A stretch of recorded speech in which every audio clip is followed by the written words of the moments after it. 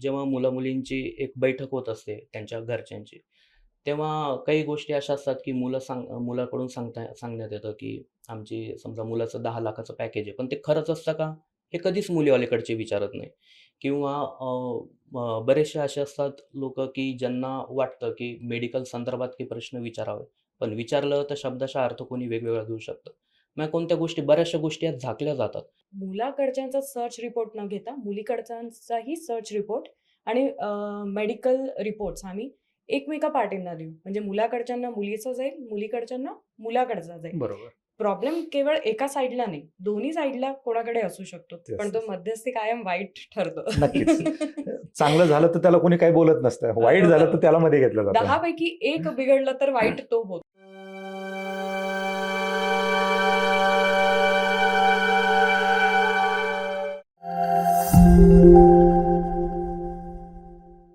नमस्कार, मी किरण निंबोरे, वास्तवकट्ट्यावरती आपल्या सर्वांचं स्वागत. आपल्याला माहिती आहे की स्पर्धा परीक्षा म्हटलं की बऱ्याच अडचणी असतात आणि या सर्व अडचणींबरोबर आता एक नव्याने जाणवणारी अडचण म्हणजे लग्न. स्पर्धा परीक्षेतील कित्येक विद्यार्थी असतील, त्यांनी लग्नाचं वय क्रॉस केलेलं आहे, परंतु स्पर्धा परीक्षा काही त्यांना सोडत नाही.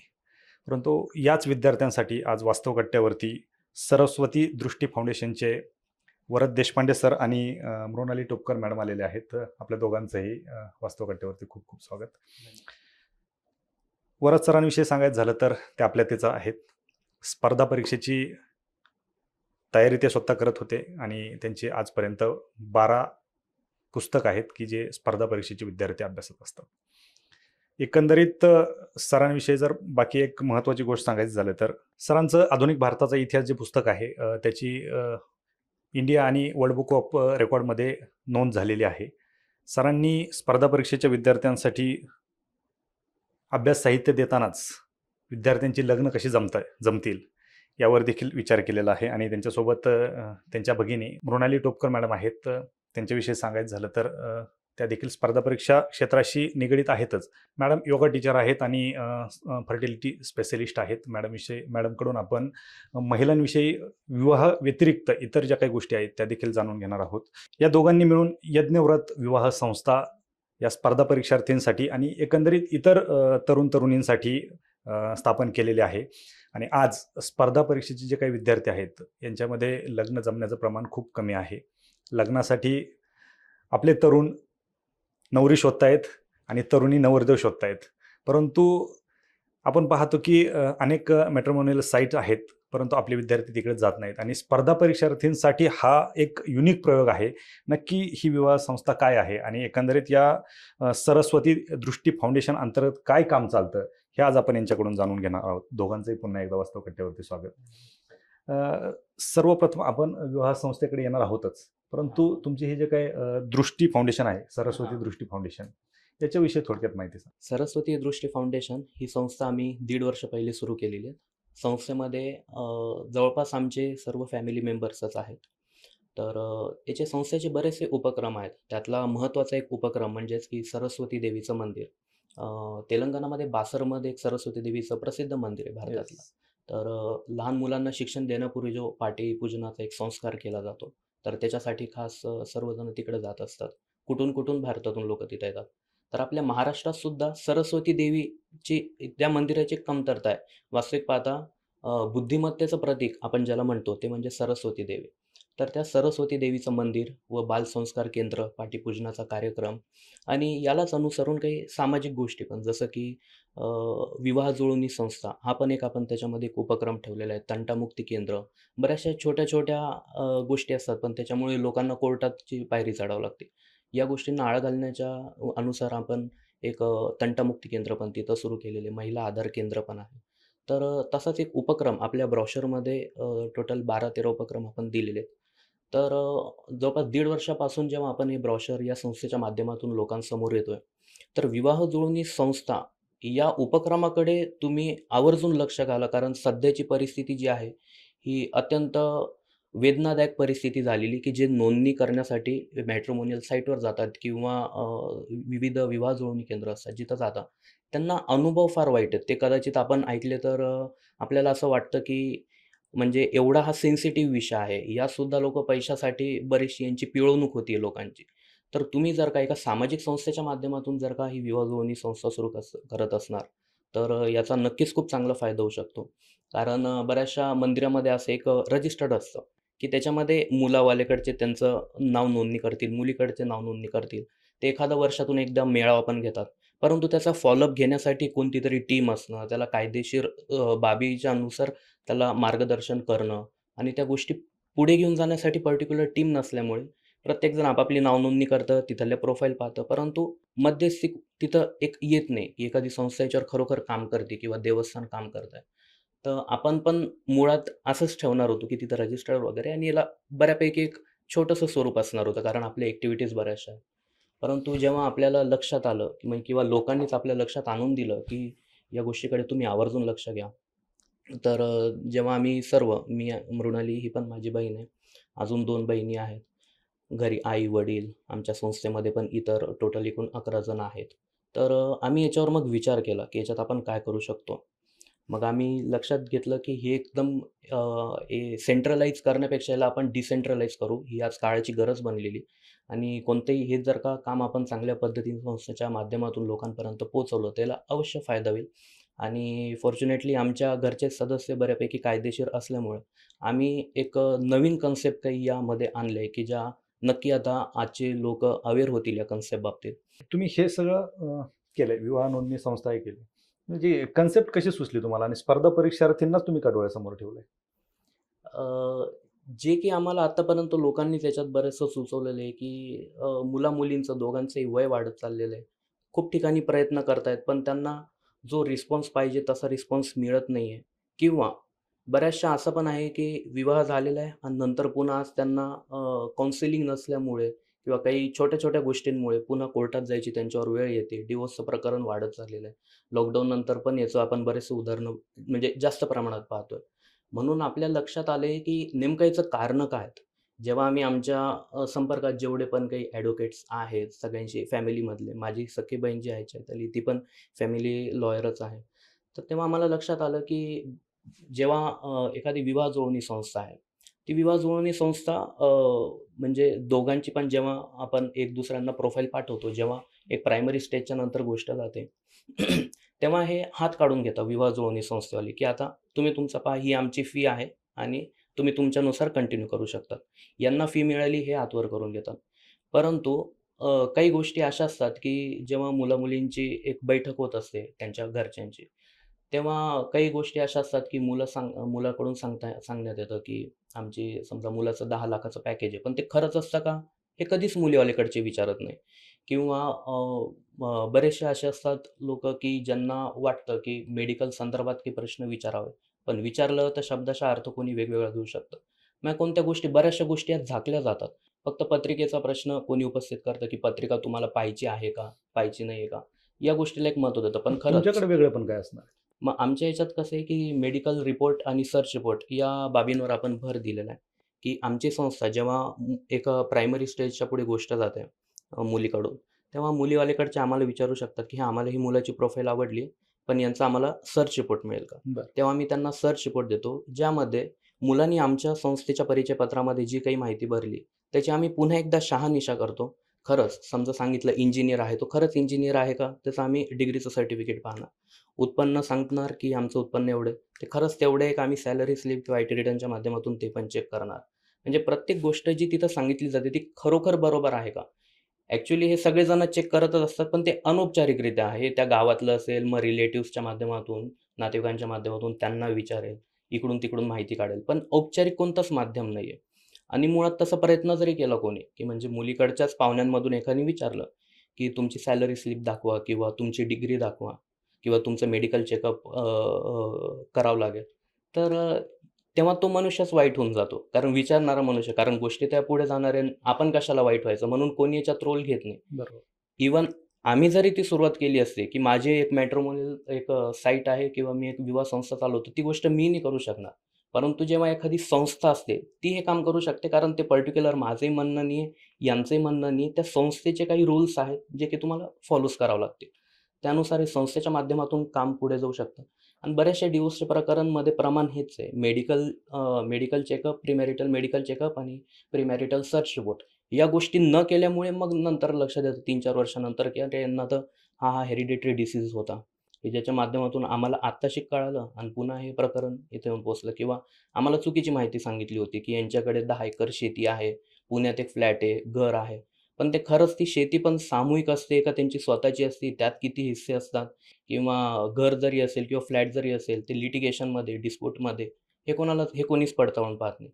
तर आम्ही ते पूर्ण कायदेशीररित्या पडताळून आम्ही त्याच्यावर सर्च रिपोर्ट तयार करून समोरच्यांना देऊ, की जेव्हा मुलीकडची मंडळी हे त्याच्यावर विश्वास ठेवून पुढे नेतील आणि अशा पद्धतीनेच जर का कोणी पुढे गेलं तर नाते नक्कीच चांगल्या प्रकारे टिकतील. नक्कीच. जरी पुढे चालून काही गरज पडलीच, तर आपल्याकडे समुपदेशन केंद्र पण आहे, ज्या माध्यमातून कोणीही म्हणजे छोट्या-छोट्या कारणांवरून जे कोर्टात जातात मंडळी, तर त्यांना ते जावं नाही लागणार. फक्त एक समुपदेशनचं माध्यम गरजेचं असतं.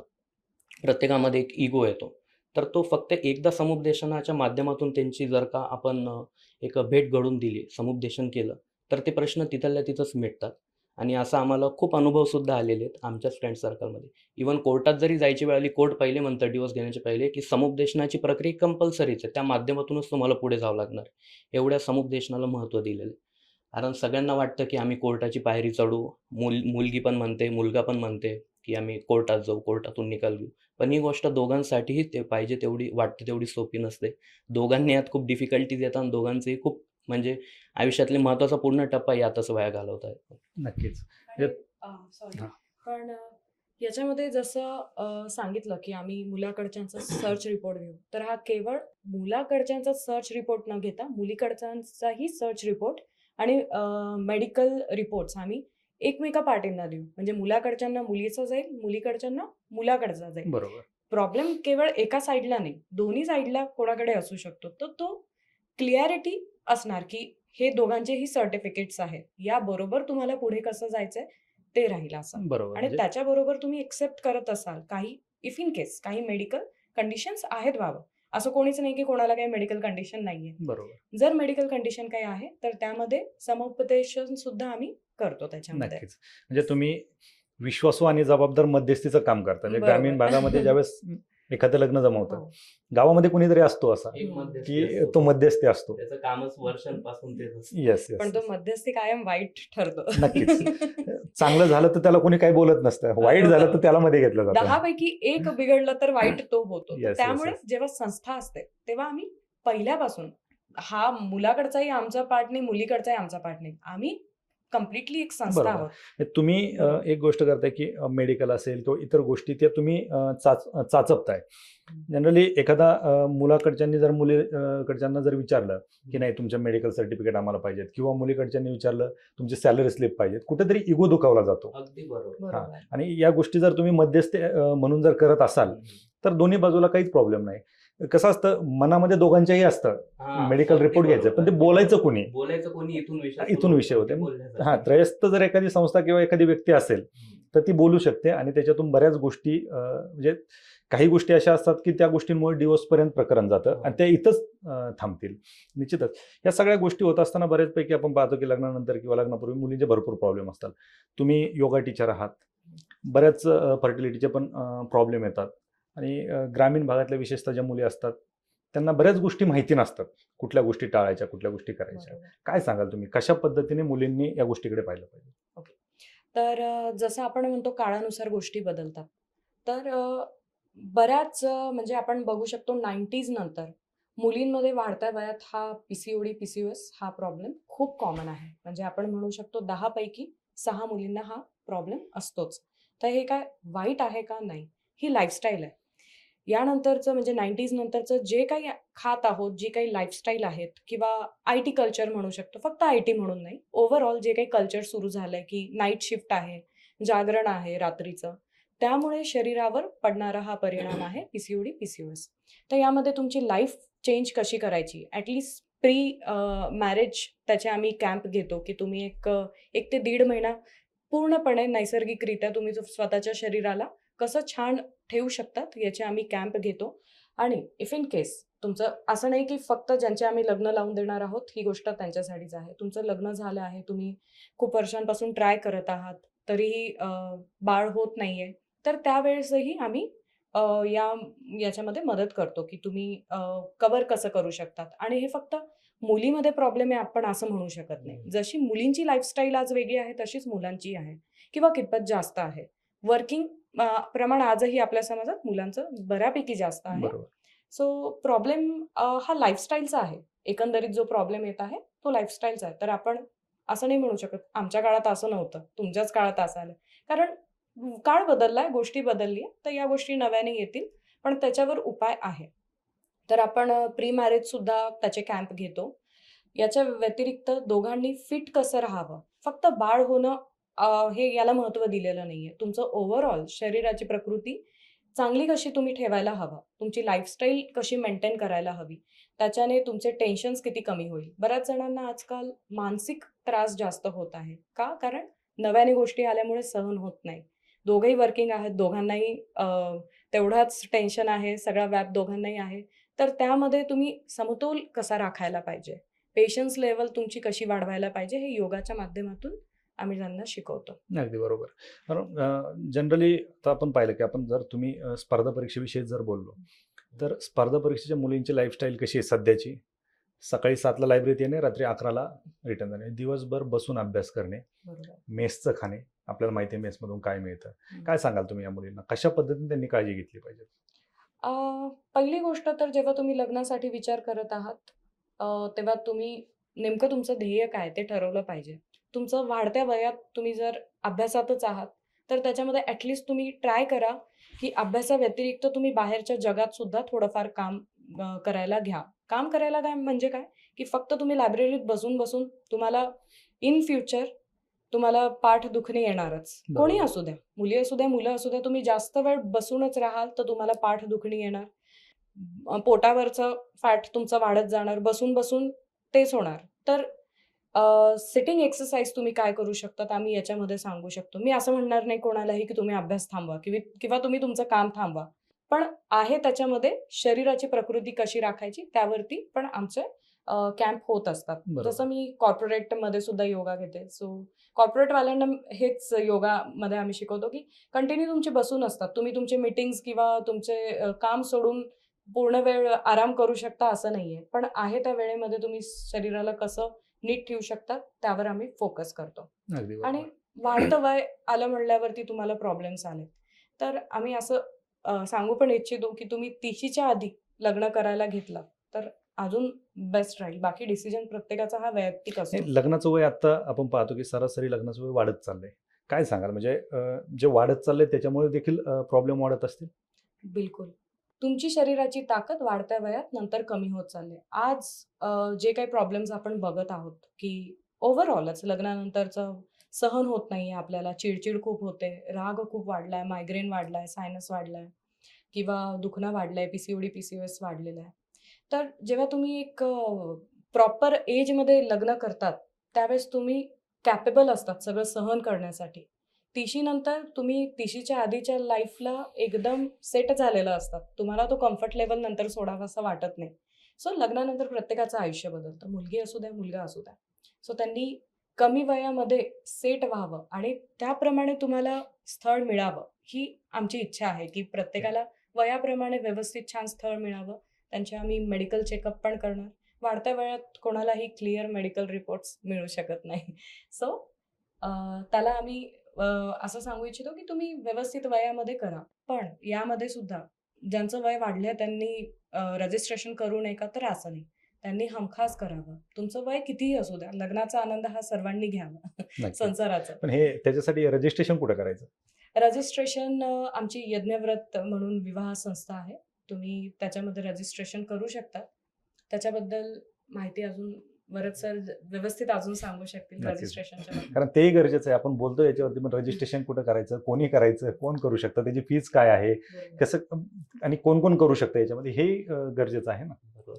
आपली संस्था तर तशी संभाजीनगर आणि जालन्याच्या मधोमध आहे. तिथून जालना ही 30 किलोमीटर आहे आणि संभाजीनगर ही 30 किलोमीटर. एका नैसर्गिक प्रसन्न वातावरणात 2 एकरच्या परिसरामध्ये आपली संस्था कार्यरत आहे. तर तिथे यज्ञव्रत मॅरेज ब्युरो या उपक्रमाचं एक ऑफिस पण आपलं तिथं आहे. जे पण कोणी त्या परिसरातले असतात ते आपल्याकडे स्वतः येऊन जातात. म्हणजे आपलं परिचयपत्र वगैरे आहे जे ते तिथं भरून फोटोज वगैरे देऊन तसंही रजिस्ट्रेशन करू शकतात. परंतु आता आपल्या संस्थेचं कार्य जे आहे, आपण पेपरमध्ये संपूर्ण महाराष्ट्रात वृत्तपत्रांमध्ये जाहिरात देणं वगैरे, आपण जेव्हापासून ही डिसेंट्रलाइज करतोय, तेव्हा मग WhatsAppवरच आपण जो परिचयपत्राचा फॉर्म आहे, त्याचा WhatsAppवर पण एक नमुना घेतलेला आहे. तर कुठून म्हणजे संपूर्ण महाराष्ट्रात कुठूनही ज्यांना आपल्या इथे नोंदणी करायची आहे, त्यांना आपण WhatsAppवर तो फॉर्म पाठवतो आणि आपल्या संस्थेचं परिचयपत्रक पण देतो, आपल्या संस्थेचं लोकेशन पण, की ज्यांना आपल्या संस्थेची पूर्ण माहिती होती, आपल्या संस्थेचे वैशिष्ट्य पण, हे सगळं आपण त्यांना आहे फॉर्मॅट रेडी, तो सर्व WhatsAppवर पाठवतो. तो ते भरून आपल्याकडे नोंदणी करू शकतात आणि नोंदणीची फी आपल्याकडे ₹1100 आहे. आणि जेव्हा आम्ही लग्न जुळवण्याचा प्रयत्न करतो आणि जेव्हा लग्न जुळेल, तर लग्न जुळल्यानंतर ₹5000 जे आहेत ते आपण नंतर घेणार. मुलाकडून पण, मुलीकडून पण. बरं. कारण आत्तापर्यंतच्या विवाह संस्था ज्या तुम्ही बघितल्या, तर त्यांचं असं असतं की नोंदणी फी ऑलरेडी याच्यापेक्षा जास्त असते आणि लग्न जुळल्यानंतर जे फी असते, तर ते कधीच डिस्क्लोज करत नाही. कारण ते पर्टिक्युलर ते व्यक्ती कोण आहेत, त्यांचं स्टेटस कसे, त्यानुसार ते पैसे चार्ज करतात आणि आश्चर्य वाटेल की ही फी लाखापर्यंत असते आणि सहज असते आणि लोकही द्यायचं नाकारत नाही. कारण वाढतं वय जसं की तुम्ही सांगितलं, ही परिस्थिती आज इतक्या शिगेला येऊन पोहोचलेली आहे, की लोकं त्याही पुढे द्यायला तयार असतात. म्हणजे पहिले जसे हुंडा प्रथा होती, आज असं होतंय की मुलावाल्याकडचे 2-3 लाख रुपये मुलीला देतायत, ते काम करून घेताय आणि त्याचे अर्धे पैसे विवाह संस्था घेत असते. बरं. की आम्ही तुमचं एक काहीतरी जमवून दिले, की म्हणजे एक उपकाराची भाषा. तर आपलं तसं काही नाही. कारण आमच्या संस्थेमध्ये पण हे यज्ञव्रतचं पर्टिक्युलर काम करण्यासाठीच 11 जण आहेत. तर जेवढी आपल्याला सुरुवात ही फी कमी ठेवता येईल तेवढी आपण केलेली आहे. सुरुवातीची फी ₹1100 आणि मॅट्रिमोनियल साइट जर का तुम्ही बघितलं, तर जवळपास 4-5 हजारापासून त्यांची सुरुवात होतेच. परंतु ते आपल्याला भाग पाडतात, की तुम्ही आमचं सबस्क्रिप्शन घ्या. त्याची सुरुवात 11,000 पासून असते, बरं. की तेच आपल्याला त्याच प्रोफाइल्स येणार, लाइक्स येणार आपल्या प्रोफाइलला पाहून, की जेणेकरून आपल्याला वाटतं, की या प्लॅटफॉर्मवर आपल्याला खूप चांगल्या प्रोफाइल येतायत.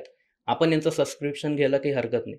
आणि जेव्हा ते आपण घेतो, तेव्हा आपण त्याच्या आतच जातो. ते मग 3 महिन्याहून 6 महिने, 6 महिन्याहून वर्षभर आपल्याला कळतच नाही. आपण जी ₹1100 फी चार्ज केली आहे, ती तुमची लग्न जुळोस्तवर 3 महिने, 6 महिने, वर्ष तसं काही नाही. आम्ही तर लग्न जुळवण्यासाठी नक्की खूप जेवढं लवकरात लवकर होईल तेवढं लवकर आपण प्रयत्न करू आणि त्याची फी पण खूप कमी ठेवलेली आहे. यामध्ये पण आपण आपल्या संस्थेचं एक यज्ञव्रत नामक विशेषांक आहे. तर तो आपण त्यांना मोफत देणार आहे. तो विशेषांक याच्यासाठी की कसं आहे, हुंडा घेऊ नये, देऊ नये या गोष्टी बोलायला सोप्या असतात. परंतु आजही प्रत्येक स्टेटमध्ये भारतात ही प्रथा चालू आहे. त्याला नाव वेगवेगळे आहेत. सुरुवातीला म्हणजे कुठं-कुठं तर चालूच आहे हुंडा प्रथा. आपण त्याच्यामध्ये बरेचसे असे सामाजिक लेख लिहिलेत या विशेषांकामध्ये, की जसं हुंडा प्रतिबंध कायदा काय आहे, त्याच्या तरतुदी काय आहेत, त्याची शिक्षा काय आहे, त्याचे सेक्शन्स काय आहे, हे लोकांना आपण अवेअर करून देतोय.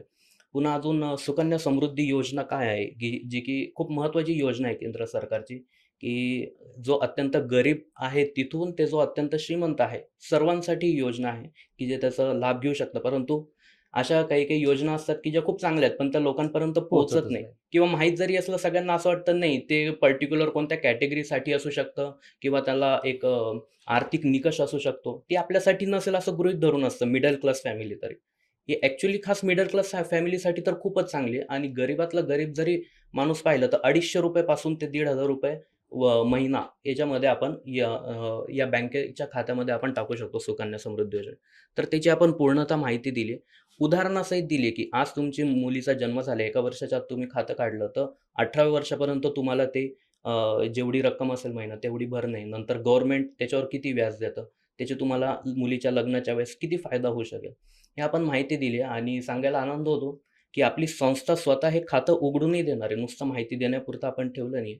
ज्या नोंदणी आपल्याकडे येणार, ज्यांचं लग्न जुळेल आपल्या संस्थेमार्फत, त्यांना जेव्हा पहिली मुलगी होईल, त्यांना आपल्या संस्थेमार्फत सुकन्या समृद्धी योजनेचं खातं उघडून देणार. ₹500 स्वतः संस्थेमार्फत तिथे जमा करून. बरं. ₹500 महिना भरायला कोणालाच काही अवघड नाहीये, म्हणजे त्या खात्यामध्ये. ते जर का तुम्ही कंटिन्यू केलं नकळत, तुम्ही कंटिन्यू कराल. 21व्या वर्षी मुलीला जर का एकदम लग्नच जर का त्याच्यामध्ये होत असेल, तर काय वाईट?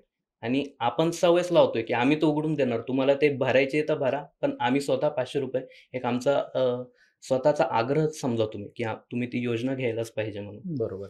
आपली ही जी संस्था आहे, या संस्थेमध्ये आता जसं मॅट्रिमोनियल साईटवरती प्रोफाईल पाहायला भेटतात. हं.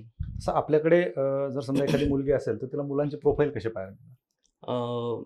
आपल्याकडे ज्या पण मुलांच्या मुलींच्या नोंदणी होतात, हं. आपल्या परिचय पत्रामध्येच एक प्रश्न विचारण्यात आलेला आहे. तो प्रश्न पण खूप खास आहे, की आंतरजातीय विवाह चालेल का? बरं.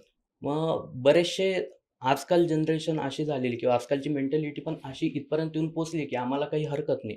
कारण मॅट्रिमोनियल साईटवर तुम्ही आपण जे पाहतो, की त्याच्यामध्ये विचारलं असतं पर्टिक्युलर तुमची कास्ट कोणती आहे. मग आपण ती कास्ट टाकतो, मग आपल्याला बरोबर त्या कास्टच्या प्रोफाइल्स येतात किंवा किंवा विवाह जुळवणी संस्थेमध्ये पण जेव्हा आपण नोंदणी करतो, तेव्हा हा कोणी मुद्दा विचारत नाही. प्रत्येक समाजाने एक वेगवेगळे त्यांच्या जातीयेचे विवाह जुळवणी हे बरोबर. उघडलेले आहेत. प्रत्येक जातीय. तर आपण हे पहिल्यांदा असं करतोय, सर्व जातीय महत्त्वाचं म्हणजे सर्व समाजाला आपण एक आणतोय. त्याच्यामध्ये तुम्हाला ऑप्शन देतोय आम्ही. जवळपास 90% लोकं हे खुश आहेत, की आम्हाला आंतरजातीय चालेल. फक्त कारण महत्त्वाचं हे फायदेशीर याच्यासाठी ठरतं, की तुम्हाला इथं खूप ऑप्शन पाहायला मिळतात. म्हणजे तुम्हाला पर्टिक्युलर एकच जात आहे आणि आम्हाला त्याच जातीचं पाहिजे. परंतु प्रोफाईल जर का तेवढी मॅच होत नसेल, तर तुम्ही कॉम्प्रोमाईज पण नाही करायला पाहिजे.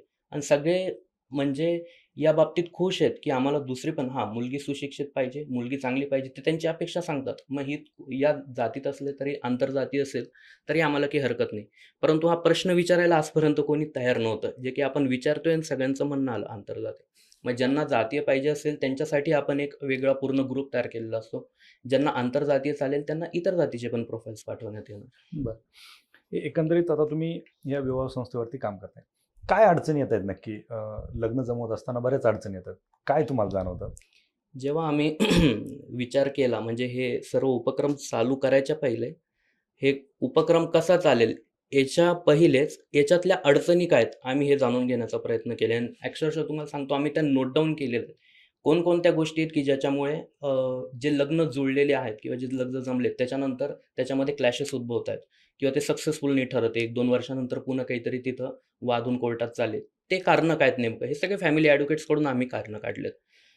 किंवा आज लोकांना जे काही फक्त नोंदणीसाठी जे काही प्रॉब्लेम्स उद्भवत आहेत, ते पण आम्ही सगळे त्याची सगळे नोंद करून घेतलेत, काय-काय प्रॉब्लेम्स आहेत. आणि हे जेवढे पण काही प्रॉब्लेम्स आहेत, एकही प्रॉब्लेम असा आम्ही ठेवला नाही, की ज्याच्यावर आम्ही कामच नाही करू शकलो. सगळ्या गोष्टींवर आपण काम केलेलं आहे आणि ज्या की जसं की सर्च रिपोर्ट आणि प्री मॅरिटल मेडिकल चेकअप म्हणजे सर्वात जास्त प्रमाण हे याच गोष्टींचं होतं. आणि जसं की हुंडा प्रतिबंध बाबतीत तर मी तुम्हाला सांगितलंच. परंतु सगळेजण म्हणजे काही मंडळी अशा असतात मुलाकडचे, मुलीकडचे, की आम्ही हुंडा घेणार नाही, देणार नाही. गोष्ट पण पुढे जाते. परंतु जसं लग्न झालं त्याच्यानंतर एक-एक डिमांड ही जी आहे हळू सुरू होते. त्याला आपण हुंडा हा शब्द नाही वापरत. पण जे तुम्हाला लग्नाच्या पहिले पाहिजेत, ते तुम्ही लग्न झाल्यानंतर हळू मागून घेत आहेत आणि मुलीवाल्यांकडच्यांना पण कळत नाही, की ते देत चाललेले देत आहेत. चाललंय. आणि एका पर्टिक्युलर लिमिटनंतर ही गोष्ट एवढी अवघड होऊन जाते प्रत्येक वडिलाला म्हणजे प्रत्येक फॅमिलीला, की तिथं तो विषय काढतो, की नाही हे आता आम्हाला योग्य नाही वाटत आणि त्याच्या पहिले त्यांनी बरचसं देऊन बसलेले असतात. आणि जे घेणारे असतात त्यांची अपेक्षा कुठं थांबत नाही. त्यांची पण अपेक्षा वाढतच चालली. नंतर मग यांना 2-3 वर्षानंतर वाटतं, की नाही आपण जे आहे आता कोर्टात जायला पाहिजे. हे काही आपलं सक्सेसफुल ठरत नाही. जेव्हा मुलींची, घरच्यांची चर्चा होते. पण तेव्हा वेळ निघून गेलेली असते. आपला हा विशेषांक काढण्याचा एक उद्देशच हा होता, की याच्यामध्ये तो पूर्ण क्रायटेरियाच दिलेला आहे आपण, की फक्त हुंडा ह्याची डेफिनेशन लग्नाच्या पहिले तुम्ही घेतायत हेच नसून लग्नाच्या नंतर सुद्धा ज्या काही तरतुदी आहेत, हुंड्यामध्ये नेमकं काय-काय तरतुदी आहेत. तुम्ही जर का असं करत असाल तर ही पण त्याच्यामध्ये मोडती. जेव्हा लोकांना कळतं, की अरे ही ॲक्ट तर हुंडा प्रतिबंध कायदा याला तर पूर्णतः विरोध करतो. तेव्हा या गोष्टी कुठेतरी शमतील. लोकांना म्हणजे मुलाकडच्या मंडळींना कळेल, की नाही आपण पूर्णतः शिक्षेस पात्र आहोत. तेव्हा या गोष्टी होणार नाही. नक्कीच. असा आमचा उद्देश आहे. जसा तुमचा प्रश्न होता, की आम्हाला हे रजिस्ट्रेशन करताना अडचणी नेमकं काय येत आहे? तर आम्ही हा विवाह जुळवणी केंद्र जो आहे, हा विधवा लोकांसाठी आणि प्रौढ विवाहसुद्धा आम्ही याच्यामध्ये चालवतोय. तर मोस्टली विधवा विवाह आणि प्रौढ विवाहामध्ये थोड्याफार अडचणी आहेत. अडचणी कसं? समाज अजूनही यांच्याकडे पाहण्याचा दृष्टिकोन बदलत नाहीये. बरोबर, बरोबर. पूर्वी सती जाण्याची प्रथा होती. कोणीतरी एकदम कार्य करून त्याला थांबवण्याचा प्रयत्न केला. त्यानंतर मग बऱ्याचशा गोष्टी हळू झाल्या. सती नाही जायची तर केस काढायचे. केशवपंतचा पण केशवपंत. त्यानंतर मग ते संपल्यानंतर कुंकू लावायचं नाही. पांढरी साडी. पांढरी साडी नेसायची. तर जशा गोष्टी हळू बदलत आहेत, त्या समाजाला एक्सेप्ट करायला थोडा वेळ लागतो. कारण अचानक गोष्टी समोर आल्याने समाजाला एक्सेप्ट करायला थोडा वेळ जातो. तर हीच अडचण आम्हालाही येते, की लोकांना रजिस्ट्रेशन करायचं आहे. तुम्हाला आश्चर्य वाटेल, आमच्याकडे 80 वर्षाचेही लोकं इन्क्वायरीसाठी येतात. क्या? त्यांनाही लग्न करायची इच्छा आहे आणि ही इच्छा चुकीची नाहीये. प्रत्येकाला आपला कोणतरी एक साथी असावा असं वाटतं. पण अडचणी कुठे येतात, की जी त्यांची फॅमिली आहे, त्यांना ते नकोय, की लोकं काय म्हणतील, तुम्ही या वयात लग्न करताय. लग्न हे केवळ मजा करण्यासाठी नाहीये, तर तुम्हाला तुमचा एक साथीदाराची गरज असते. चांगलं खाण्यासाठी, चांगले 2 शब्द बोलण्यासाठी. प्रत्येकजण आपल्या वयानुसार आपल्या जगामध्ये व्यस्त असतो. पण जो घरात प्रौढ व्यक्ती बसलेला आहे, त्याला पण त्याच्या वयाचा साथीदार असण्याची एक गरज आहे. तर ही गरज समाजाने बघावी, त्या गरजेकडे बघावं आणि एक्सेप्टन्स असावं याच्यामध्ये फॅमिलीचं. मग काही जण असे आहेत, की त्यांच्याच वयाचे जे रिलेटिव्हज आहेत, ते पण नाही म्हणतात, की तुम्ही या वयात लग्न नका करू किंवा विधवा बाई आहे. तुला तर 2 मुलं-बाळं आहेत. आता लग्न करून काय करणार आहे? पण असं नाही. त्यांच्यापुढे त्यांचं अख्खं आयुष्य आहे. मुलं-बाळं त्यांचं आयुष्य जगणार नंतर. पण बाईने एकटं का राहावं? किंवा माणसाने सुद्धा. एखाद्याची बायको गेली, तर त्याने पण दुसरं लग्न करावं, का नाही करावं? त्याला पण त्याच्या मुलाबाळांसाठी एक आईची गरज आहे. आईला पण मुलाबाळांसाठी एका वडिलाची गरज आहे. तर अशा टाईपचे रजिस्ट्रेशन येण्यासाठी अजूनही थोडीशी अडचण येत आहे. तर आमची अशी इच्छा आहे, की यामध्ये समाजाने प लवकरात लवकर एक्सेप्टन्स द्यावं. तर नक्कीच. यामध्ये पण मग आम्ही समुपदेशन करण्याचा प्रयत्न करतोय. नाही, ते गरजेचं आहे. गरजेचं आणि आहे. तुम्हाला पण आश्चर्य वाटेल, की आमच्याकडे जेव्हा आपण जिथं पण कुठं आपण जाहिरात देतो, तेव्हा एक गोष्ट नक्की टाकतो, की विधवा आणि घटस्फोटित यांच्यासाठी एक विशेष अभियान आपण राबवत आहे. हे आपण त्या ॲडव्हर्टाइजच्या माध्यमातून, त्या मुद्द्याच्या माध्यमातून दाखवतो. तर एवढे लोकं आपल्याकडे असे जुळतायत, की खरोखर एक लक्षात येते, की यांना एक गरज होती, जी की आत्तापर्यंत कोणतीच संस्था किंवा कुठंच असं फुलफिल केलं जात नव्हतं. असतो क्रायटेरिया ठीक आहे. परंतु की कोणी त्यांना प्रोत्साहन देतं, की तुम्ही करा. कारण समाज तर नाही देत. लक्षात येते, की घरचे पण नाही देत. पण यांना कुठेतरी एखादं समुपदेशनाच्या माध्यमातून कोणी सांगणारं असेल, की तुम्ही एकटं जगायला नाही पाहिजे. आयुष्य तर एकदाच मिळालं. तेही म्हणजे तुम्ही एखादी स्त्री विधवा झाली असेल किंवा घटस्फोटित असेल विधवा, तर एखादी घटस्फोटित लेडीज असेल, तर ही काही त्यांची चुकी नाही. त्यांच्या चुकीमुळे ही वेळ आज त्यांच्यावर आलेली नाही आहे. काही काळ असतो, काळामुळे त्यांच्यावर आज ही वेळ आलेली. तर त्यांना समजवणारं एकतर या लेडीज स्वतःहून पुढे कधी येत नसतात, की हां, आम्हाला दुसरं लग्न करायचंय. परंतु समुपदेशनाच्या माध्यमातून त्यांना जर का कोणी सांगणारं असेल, की तुम्हाला देखील जीवन जगण्याचा पूर्णतः अधिकार आहे. तुमच्या अपत्यांना देखील कोणाचा तरी म्हणजे अशी एक आधाराची गरज असते. तर असं आणि आपण तर पाहिलेलंच आहे समाजसुधारकांना किती त्यांचं जीवन व्यतीत करावं लागलं होतं. तेव्हा कुठं या गोष्टी हळू समाजाला पटू लागल्यात. म्हणून आपण सरळ सांगतो, की आपण एक प्रकारचं अभियान या स्त्रियांसाठी सुरू केलेलं आहे आणि जी मी नॉमिनल ₹1100 फी सांगितली होती, तर आपली ती यांच्यासाठी काहीच फी नसते. विधवा आणि घटस्फोटित असेल, त्यांच्यासाठी आपण फ्री ऑफ कॉस्टमध्ये नोंदणी असेल. बरं. हे पण मला सांगायलाच क्या बात आहे. आवडेल. जे आपण पाहिले, तुम्ही जसा तो उल्लेख केला, 100 वर्षापूर्वी ज्यावेळेस सती प्रथा होती किंवा ते केशोपन वगैरे असं आपण, त्याच वेळेस विधवा विवाह सुद्धा झाले. अगदी हे बरोबर. 100 वर्षापूर्वी त्यावेळेस झाले. अजूनही आपला समाज स्वीकारायला तयार नाही. स्वीकारायला तयार नाही. आणि ज्या गोष्टी आपण जर कधी ऑब्झर्व केलं, तर समाज कधी स्वीकारत नाही ते दुसऱ्याच्या घरात असेल तर. बरोबर. स्वतःच्या घरात असेल तर समाज विचार करतो. नाही, एक म्हण आहे ना तशी, की इतिहासातून आपल्याला हे शिकायला मिळतं, की इतिहासातून आपण हे शिकतो, की इतिहासातून आपण काही शिकत नाही. त्याचं अगदी. उदाहरण म्हणजे हेच आहे, की जे आम्हाला वाटतं, की आपण एक असं प्रकारे अभियान चालवलं, तर हे बरोबर नोंदणी आहे. जेव्हा आम्ही विचार केला, तेव्हा आम्हाला पण वाटलं होतं, की आपण काही म्हणजे प्रवाहाच्या विरोधात करतोय, तर आपल्याला काही डिफिकल्टीज वगैरे येतील. पण खूप लोकं खुश आहेत, की कोणीतरी आमच्यासाठी एक संस्था उभी आहे म्हणून आणि बरोबर. बरंचसं आपल्याला खूप चांगलं नाही, पॉझिटिव्ह निश्चितच रिस्पॉन्स खरं हा खूप चांगला उपक्रम आहे. विशेषतः स्पर्धा परीक्षेचे लाखो विद्यार्थी तयारी करतायत. प्रत्येकाचं लग्नाचं वय जवळ आलेलं आहे. म्हणजे यांना समजून घेणारं कोणी नाहीये. स्पर्धा अगदी परीक्षा बरोबर. करतोय म्हणजे हा काहीतरी वेगळं करतोय, याच्या हं, हातात हं, काहीच हं. नाहीये, हा दृष्टिकोन असतो. त्याच्यामुळे स्पर्धा परीक्षेच्या या तरुणांकडे पाहण्याचा दृष्टिकोन थोडा समाजाचा वेगळा झालाय आता अगदी बरोबर, मागच्या अगदी बरोबर. 5-7 वर्षापासून. त्याच्यामुळे आणि त्यांना समजून घेणारा जोडीदार. हं, हं, हं. आज जर एखादी मुलगी असेल, स्पर्धा परीक्षेची तयारी करते आणि ती अचानक वेगळ्या क्षेत्रात कुठेतरी गेली किंवा तिचा होणारा पती वेगळ्या क्षेत्रात असेल, तर त्यांनी तिला समजून पण घेतलं पाहिजे. अगदी बरोबर. ह्याच जर गोष्टी सगळ्या आधी माहिती असतील हं, आणि हं, जर हं. स्पर्धा परीक्षेतील विद्यार्थी जर आपल्याकडे नोंदणी करत असतील, तर निश्चित त्यांना समविचारी जोडीदार मिळू शकतो. याच्यासाठी काय आता सर तुम्ही सांगितलं संस्था कुठे, काय सांगितलं व्हॉट्सअपला, तुमचा कॉन्टॅक्ट नंबर वगैरे कुठे, ह्या सगळ्या गोष्टी मिळणार कुठे यांना? त्याच्यासाठी आपण डिस्क्रिप्शनमध्ये देऊयात. परंतु जर एखादा उमेदवार हं, असेल हं. किंवा एखादी मुलगी असेल, एखादा मुलगा असेल, त्यांना रजिस्ट्रेशन करायचे. कशा पद्धतीने त्यांनी सर्वात प्रोसेस पहिले मला करायची? ही गोष्ट सांगायला आवडेल, की मी जो आता नंबर इथं तुम्ही डिस्क्रिप्शनमध्ये पण जो देणार, तो स्वतः नंबर हे एकतर माझ्याकडे, हिच्याकडे किंवा अजून बहीण आमच्याकडेच असणार आहे. आत्तापर्यंत तो आमच्याकडे जे काम करतायत त्यांच्याकडे आम्ही तो सोपवला नाही.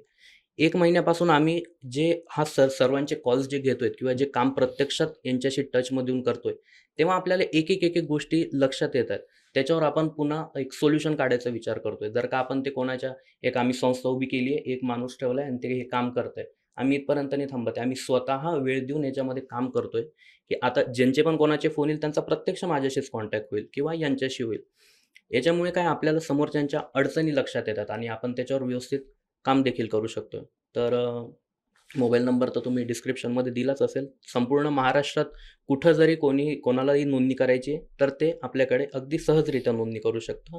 याच प्लॅटफॉर्मच्या माध्यमातून जेव्हा आपल्याकडे अधिकारी वर्गांची पण नोंदणी किंवा क्लास 1 पासून ते क्लास 4 पर्यंत तसेच जे माजी विद्यार्थी होते, आज ते एक व्यवसायाच्या माध्यमातून स्वतःचा उदरनिर्वाह चालवतायत किंवा जे नंतर कुठेतरी प्रायव्हेट जॉब करतायत. पण आत्ताशी त्यांची ती स्टार्टिंग असते म्हणजे स्पर्धा परीक्षामध्ये 5-7 वर्ष वाया घालवल्यानंतर ते स्टार्टिंग करतात.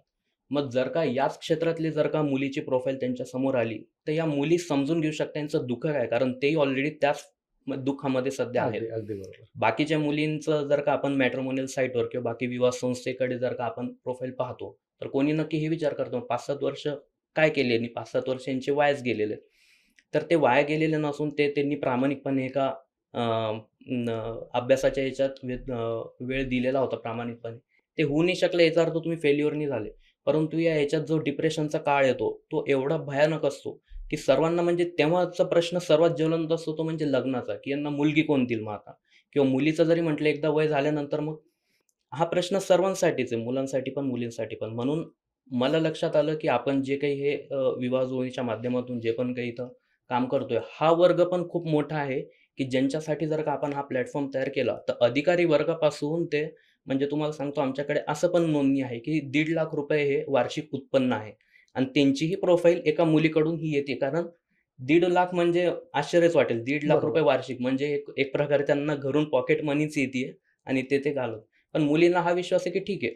नंतर आम्ही तर वय कमी आहे हा सर्वात महत्त्वाचा मुद्दा होता तिथं. मुलीला माहिती आहे, की ठीक आहे नंतर प्रायव्हेट जॉब केला तर ह्यांचा प्रायव्हेट जॉब पण होईल आणि नंतर मला अभ्यास करायचा तर नक्की याचा मला सपोर्ट राहील. मुलीला ही एक गरज आहे, की माझं कुठेतरी अभ्यासामध्ये लग्न झाल्यानंतर अडथळा नाही यावा. सासरच्याकडून येतो किंवा मुलाकडून पण येऊ शकतो, की नाही आता तू घरीच बस, आता अभ्यास वगैरे काही नाहीये. आता घरकाम वगैरे किंवा नंतर काही जणांना जॉबसाठी पण प्रोत्साहन केलं जातं, की आता जॉब कर. पण अभ्यासाला वेळ देता येत नाही. मुलगाच या क्षेत्रातला एकतर अधिकारी असो किंवा काही वर्ष एम-पी-एस-सीच्या क्षेत्रात त्यांनी योगदान दिलेलं असेल. तेव्हा त्याला लक्षात येतं, की नाही हे अभ्यास या मुलीने इथं करायलाच पाहिजे आणि तेव्हा ऑब्व्हियसली मुलाकडून सपोर्ट मिळतो तर सासरच्यांकडूनही मिळतो. अगदी बरोबर. मग आपल्याला लक्षात आलं याच्यातून, की यांच्यासाठी काम करणं खूप गरजेचं आहे. जे की आता आपण यथावकाश पिक्चर पण बघितलं. त्याच्यामध्ये तर खूप छान वाटलं तो पिक्चर पाहून, की त्याच्यामध्ये सगळी ही व्यथा दाखवलेली म्हणजे यांचं खरं आयुष्य दाखवलेलं आहे. पण ते पाहण्यासोबतच त्याच्यावर एक सोल्युशन पण निघावं. मग मला लक्षात आलं, की नाही हा आपला प्लॅटफॉर्म जो आहे अगदी बरोबररित्या काम करतोय आणि एका चांगल्या प्लॅटफॉर्मच्या माध्यमातून जेव्हा आपण लोकांपर्यंत पोहोचतोय, तेव्हा नक्कीच त्याचा खूप फायदा होणार. जसं की मी एका टेलिग्राम चॅनलवर ॲड दिलेली होती, की आपल्या संस्थेचं, की याच्यात नोंदणी वगैरे करतोय. तर सर्वकडे तो मेसेज एकदम असं, की हे काय आम्ही आतापर्यंत पुस्तकांची जाहिरात, क्लासेसची जाहिरात बघत हे होतो. नवीनच काहीतरी. नवीनच काय झालंय? म्हणजे काही ज्यांना माहीत होतं हे त्यांनी मला स्क्रीनशॉट पाठवले, की "सर हे पहा, हे मला मेसेज आलेले तुमच्या ह्याचं, हे एक नवीनच काय म्हणून." मग तिथं लक्षात आलं, की त्याच्यामध्ये माझं नाव, संस्थेचं नाव वगैरे सगळं लिहिलेलं होतं. कॉल वगैरे तर मीच घेत होतो.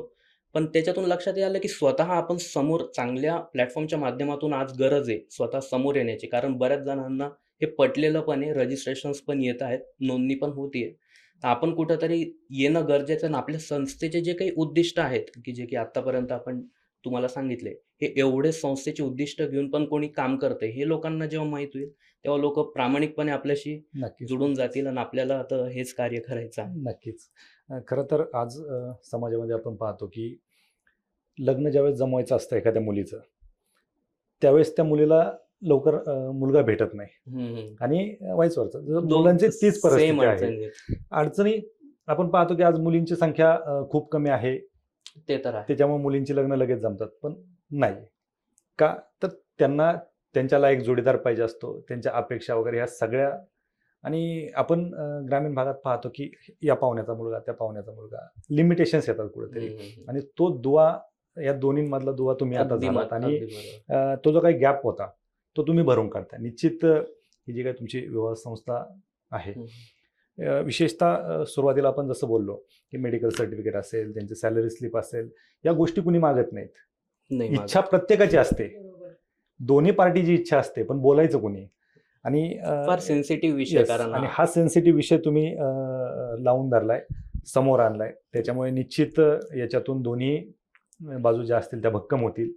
जे गैरसमज असतील ते दूर होतील आणि निश्चितच खूप चांगला रिस्पॉन्स तुम्हाला मिळेल आणि हे एक जसं आपण सुरुवातीला उल्लेख केला, की 100 वर्षापूर्वी काही समाजसुधारकांनी काही प्रथा सुरू केल्या. हं. तुम्ही एक नवीन प्रथा सुरू करताय आणि त्याच्यामुळं हे निश्चित मोठं काम असेल.